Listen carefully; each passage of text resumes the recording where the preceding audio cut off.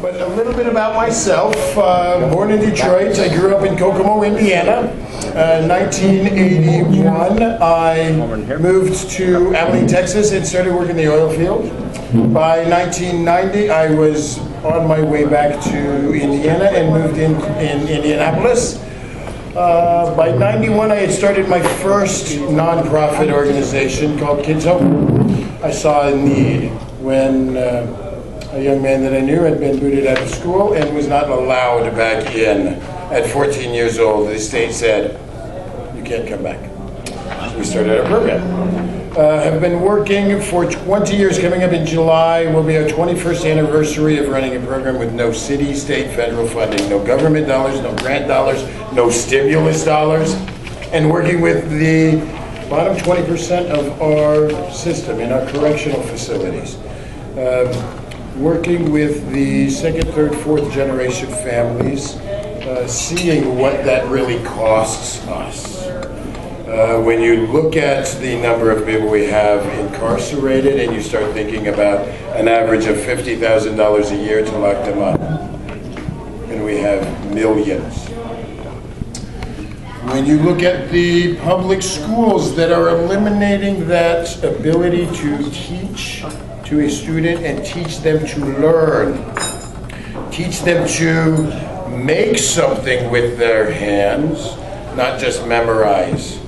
Teach them to have social skills and life skills, that's been eliminated. In our day, you learned how to do your checkbook. You learned how to clean your house, sew on the sewing machine, cook your food. In this day, we need it even more because so many families are so wrapped up in their own world, they're not giving to their kids. In my day in high school, half your day could be spent down the industrial hallway, swinging a hammer, building the checkerboard that I still have, building, the metal shop, wood shop, machine shop, teaching kids how to go to work, and giving them that ability to feel okay about themselves. Made it easier to sit through math and English. Made it easier. Social studies. Made it easier. Because I knew industrial arts were coming. We don't have anybody out there right now swinging hammers, doing drywall, doing carpentry that is under 40 years old because we haven't taught it in 20 years. I talked to the unions that used to have 5, 10, 15 guys, men and women a day, coming in and trying to join the union. If they have 10 in a week, that's a big week. All of these things that I see in our world, as I've been working towards today of running for governor, I didn't realize it was all building my resume. But I want to be able to stand up and say, this is who I am. I'm speaking from the heart, and I am speaking about what is passionate to me. Empowering our state, giving our state back the ability to create industry, not just make a service economy that has no industry backing. I like the service industries. A lot of my men and women in my programs go to work in the service industries. They're great. We also have an outrageous amount of abandoned warehouses, abandoned properties, giant groups of workers with no ability to go to work in this day and age because they don't have the training. Training people that are on the entitlement lists, training people that are holding their hand out, giving them the ability to go to work, paying them a minimum wage to learn how to go to work, and putting the restrictions that pay is going to pay for your housing and your food and your education, instead of just giving them a check. All of these things that I see, the ability, if and when I do become governor, to walk into the governor's mansion, to look at our budget, before I tackle the hundreds of other agencies that I will be able to dig into. I show, we eliminate. hopefully I can eliminate 20% off of the governor's budget, eliminate 20% off the maintenance of the house, off the maintenance of the staff, eliminate out of the administration of the governor's mansion, and still continue the program on. If I can do that, not if, when I do that, I turn around to the other 300-400 agencies and say, we've done enough budget cutting from program over the history of all of these different agencies. Now we're going to do cutting from the administration. And we're going to eliminate a few layers of administration while continuing program in every situation. I've talked to a lot of different programs out there right now. Having layers of administration, watching people work. Building that administration up to make sure that the workers are doing what they're supposed to. Well, we are grown people. As we were talking about the workers in the parks program that were telling my kids to slow down, that is because the administration allows it. That's true. Yeah, that's very true. And they know what is happening. And when we stand up to the parks program and say, your employees are teaching my workers terrible work ethic. We're looking at leaving the parks program if you continue to put parks workers with us. That is pitiful. And that's our money. All of those little things. On the economic side, running my small businesses for years, having the Indiana Department of Revenue come in and illegally take all of my money, all of my bank accounts for RFB Enterprises, Rupert Boneham Enterprises, my entertainment company that just has workers, has other reality stars, other sports personalities going out and doing appearances. The IRS, the Indiana Department of Revenue came in and, not knowing that it was a clerical error on their part, accused me of owing $220,000 in sales tax to Indiana, took the $12,000, $13,000 collectively out of my accounts, and said, you still owe us $210,000 and you better pay. When are you paying? And I looked at them and said, if I owed you $200,000+ in taxes, where is the millions of dollars in sales? You have my records in front of you. Where is it? I don't even sell any merchandise. I signed up and it's legal for me to sell. I don't sell any. If that would have happened to anyone else that didn't have 3 other businesses to fall back on, it would have bankrupted them. After 6 months of battling with the Indiana Department of Revenue, with my big-time lawyers, Greg Duvall, who, after the state tried to give me the $5,000 or $6,000, $7,000 back, Craig Duvall gave me a bill for $8,000 and was gentle enough to down that to a few $1,000s so I could have at least a few $1,000s left of the $13,000 that they took. And a letter from the Department of Revenue saying, all problems have been satisfied, clerical error. And it was dropped. Any of us do that to somebody, we would be put in jail for theft. When I walked into the sheriff's office, who I knew, Frank Anderson at the time, and said, $1,750 went into your pocket. Didn't even go into the city. The sheriff puts it in his pocket. Can I have it back? He said no. And he was my friend. All I know. You know what they say about friends? No, I know it. So that is why I'm running. That is why I want to stand up. That is why it is time for us to actually take this country back. Show the government that you are not our rulers, you are our employees. We do not need moral compasses. We need people to protect our rights, but not protect me against myself. We need a government that will stand up to the Constitution. and understand that most of the laws that they are passing now are not based on the Constitution. We need a governor that will be able to stand up in Indiana and say, these laws are unconstitutional, and we are going to nullify the laws that will help create a stronger Indiana, bringing different crops into Indiana again, bringing industry back into Indiana again, bringing the ability, as I've taught for 20 years, to first strengthen yourself and then share that with others. We will strengthen Indiana and then share that with the rest of the world. Not just the United States. We will show the rest of the world because we're all plunging into a heck of a hard economy. And it's going to get worse. It is getting better on the jobs and the market. The market. It's not getting better in our pockets yet because we, unfortunately, do not have millions of dollars in the market. Corporations do.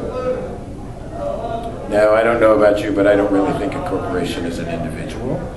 But when those corporations do finally line their pockets enough, maybe they will start hiring more. I would like to create a world where all of us can create those industries, not just the big boys. Do that for Indiana. Bring us back to a state where we stand up and are that guiding light. Because we've got it. We're already spending enough dollars. I know I've answered a few questions, but I would love if you guys got any questions and would want to hear. My biggest regret is not standing up in that bar and telling all those drunks to come in here and listen to you. Okay. You know, I was trying to talk loud enough that maybe they'd hear. Excuse me. We're at the country club. I guess I can't call them drunk. It's not a country club. It's not, yeah. Well, then they're just social drinkers. If there's not any, I mean, I'm going to be here for a while. Why do you want this job? Why do I want governor? I mean, it's amazing. I know why you want it. I want to be governor. I have told myself, my family, my kids in my mentoring program, we need to change this world. We need to change this system.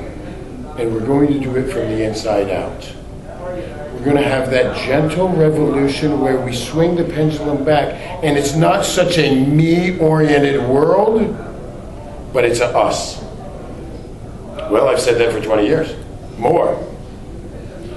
I believe now that still is the case, but instead of just trying to change the system from the inside, we need to be some of the policy makers.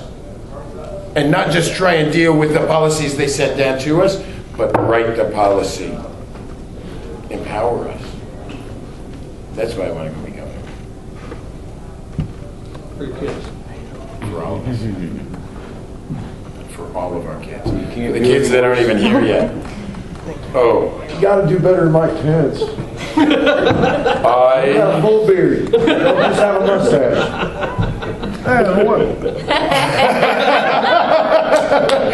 I said something about facial hair, and I once stood up and said, "My girls are facial hair." I hope that people across the state will look at Mike on this side, John on this side, me in the middle, not see the exterior, but see the interior. See who we are, see what we stand for, see what we've done for the last 20 years, 30 years, 40 years. I don't know who Mr. Gregg is, but I do know Mike is soulless. When I look inside him, I see no soul.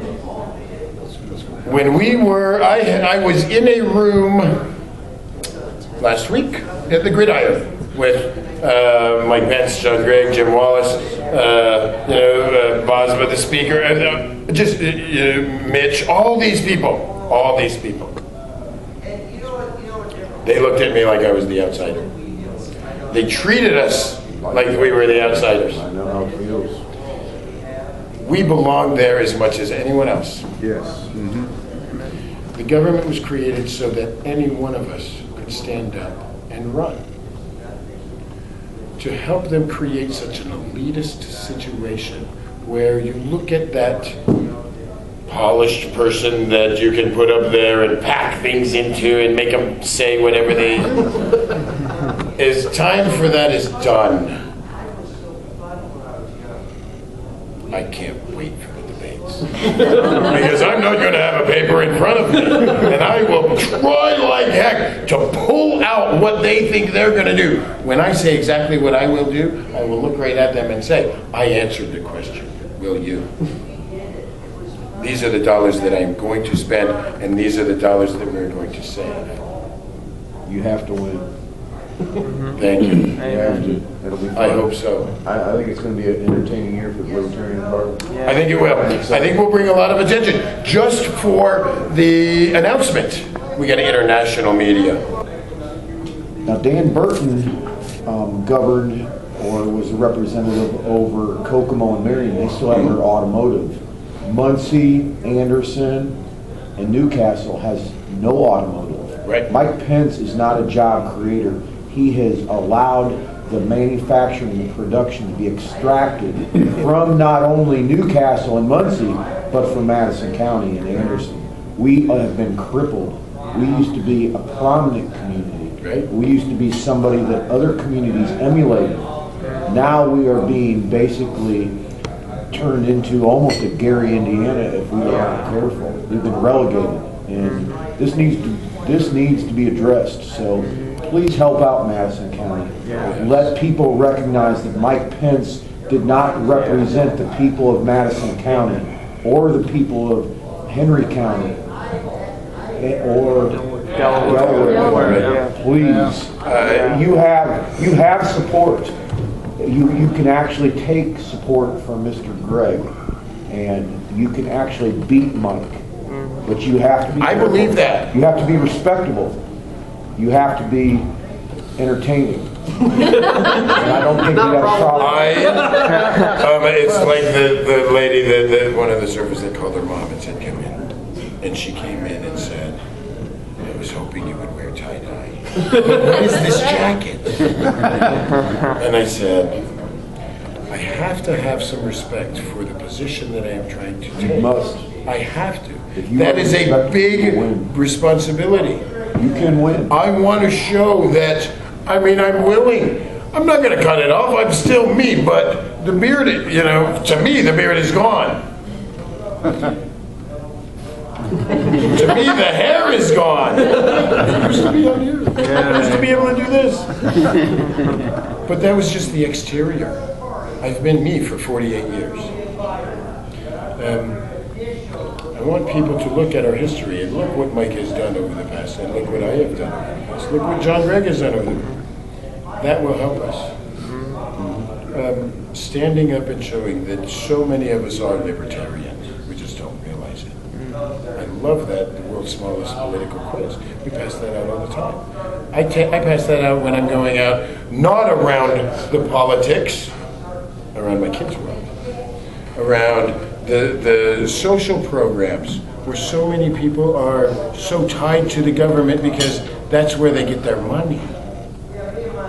Their Indiana Works Card. That's the only work they're doing right now. Working us over. Working us over. I have a question for you. Yes, ma'am. With everything that went on with the right to work thing, what are your thoughts on it? We wrote up a nice little to-do when John Gregg, who took hundreds and hundreds of thousands of dollars from unions, and as soon as the right to work was passed, he made a statement of, to paraphrase, I guess we lost, we need to move on. We have other battles. To take, I don't know, $500,000 from the unions and then say, oh well, maybe we'll fight it again, maybe we won't. We wrote up a press release and showed in '58.